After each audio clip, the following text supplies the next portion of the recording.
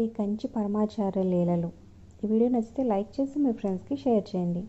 మర్కటం మాటలు. వేసవికాలంలోని ఒక సాయంత్రం పరమాచార్య స్వామివారు మేనలో కూర్చొని భక్తులకు దర్శనమిస్తున్నారు. స్వామివారి దర్శనానికి చాలామంది వచ్చారు. భక్తులు సమర్పించిన పళ్ళబొట్టలు, ఎండు ద్రాక్ష, కలకంద, తేనె సీసాలు మొదలైనవన్నీ మేన ముందు నేలపైన ఉన్నాయి. హఠాత్తుగా కోతుల దండు ఒకటి దాడికి దిగింది.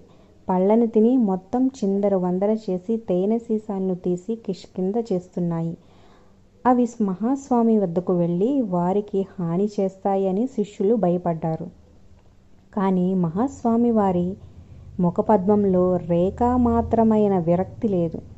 వాటిని ఏమి చెయ్యవద్దని చేతి సైగల చేత ఆజ్ఞాపించారు. స్వామివారిని కాపాడుకోవాలని చేతులతో కర్రలు పట్టుకొని వస్తున్న వారల్లా ఆ కర్రల్లాగే స్థాణువులై నిలబడిపోయారు. కొద్దిసేపటి తరువాత ఆ కోతులన్నీ వచ్చిన పని ముగించుకొని రామకార్యార్థమై వెళ్ళిపోయాయి. అవి వెళ్ళగానే స్వామివారు భక్తులకి ఒక సంఘటన చెప్పారు. తంజావూరు జిల్లాలో ఒక గ్రామంలోని ప్రజలు ఈ కోతుల బాధ భరించలేకపోయేవారు. అనుకోకుండా దొరికిన ఒక కోతిని ఒకతను కర్రతో కొట్టాడు. దానికి తగిలిన దెబ్బల వల్ల అది కొన్ని రోజులకి మరణించింది. తరువాత తనకి కలిగిన ఆడపిల్లకి మాటలు సరిగ్గా వచ్చేవి కావు. ఆ పిల్లకి వివాహం చేయవలసిన వయసు వచ్చింది.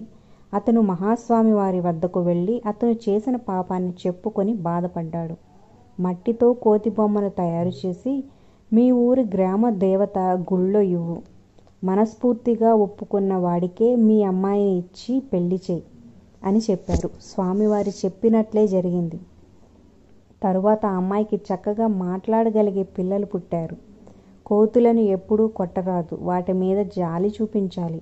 అవి రాముణ్ణి సేవించుకున్న కోతుల పరంపరలో నుండి వచ్చాయి. అవి మనకు ఇబ్బంది కలిగించిన ఆంజనేయుడు అని తలచి వాటిని వదిలిపెట్టాలి.